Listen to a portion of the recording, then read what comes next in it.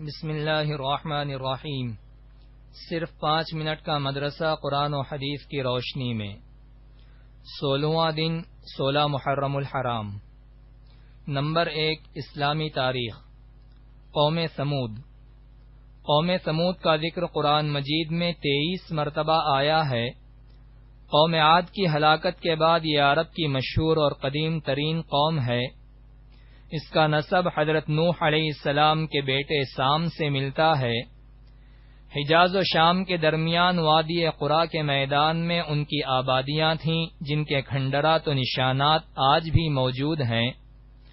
ان کا دارالحکومت مدینہ طیبہ سے شمال کی طرف مقام حجر میں تھا، جسے اب مدائن صالح کہتے ہیں۔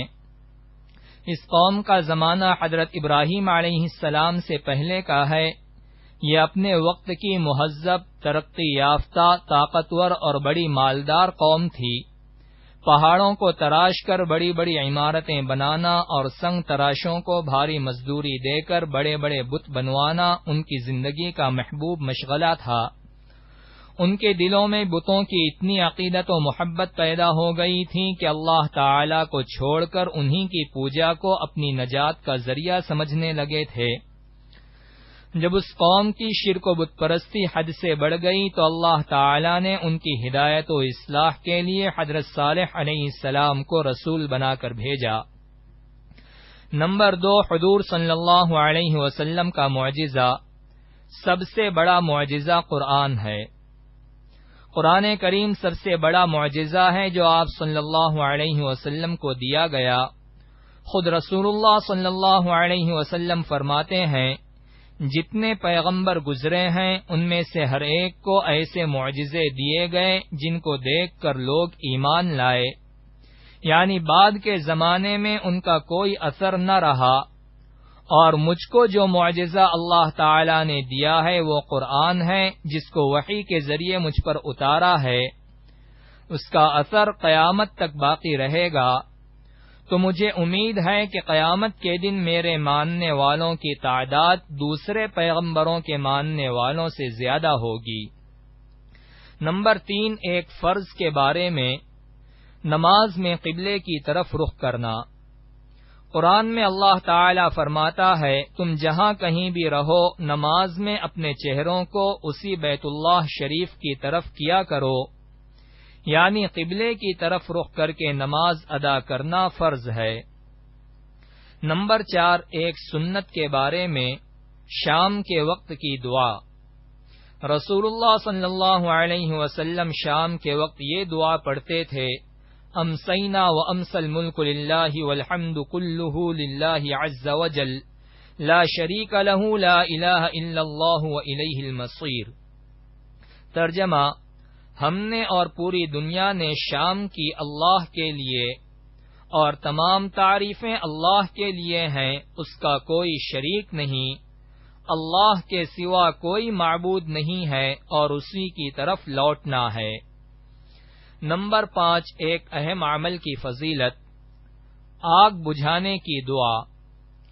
رسول اللہ صلی اللہ علیہ وسلم نے فرمایا، جب تم کہیں آگ لگی ہوئی دیکھو تو اللہ اکبر کہو، کیونکہ اللہ اکبر کہنا اس آگ کو بجھا دیتا ہے۔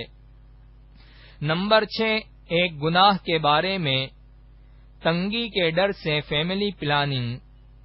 قرآن میں اللہ تعالی فرماتا ہے، اپنی اولاد کو تنگی کے ڈر سے قتل مت کرو، ہم ان کو بھی رزق دیں گے اور تم کو بھی، بے شک ان کا قتل کرنا بڑا گناہ ہے۔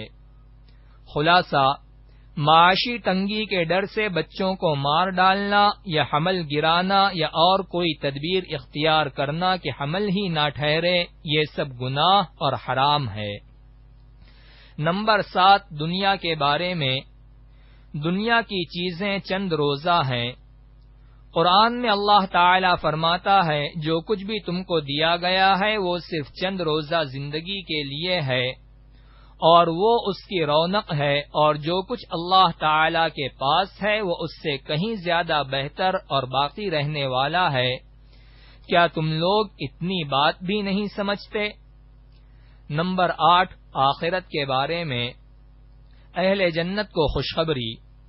رسول اللہ صلی اللہ علیہ وسلم نے فرمایا، ایک پکارنے والا جنتیوں کو پکار کر کہے گا، تم ہمیشہ تندرست رہو گے، کبھی بیمار نہ ہوگے، تم ہمیشہ زندہ رہو گے، کبھی موت نہیں آئے گی، تم ہمیشہ جوان رہو گے، کبھی بوڑھے نہیں ہوگے، تم ہمیشہ خوشحال رہو گے، کبھی محتاج نہ ہوگے۔ نمبر 9، طب نبوی سے علاج، میتھی سے علاج۔ رسول اللہ صلی اللہ علیہ وسلم نے فرمایا، میتھی سے شفا حاصل کرو۔ فائدہ، میتھی کا جوشاندہ نزلہ زکام کو دور کرتا ہے، پرانی کھانسی، پیٹ کے پھوڑوں اور پھیپھڑے کی بیماریوں میں بہت نفع بخش ہے، سینے میں جمے ہوئے بلغم کے لیے بے حد مفید ہے اور قبض کو دور کرتا ہے۔ نمبر 10، نبی صلی اللہ علیہ وسلم کی نصیحت۔ رسول اللہ صلی اللہ علیہ وسلم نے فرمایا، مشرکین کی مخالفت کرو، داڑھی بڑھاؤ اور مونچھوں کو خوب کترواؤ۔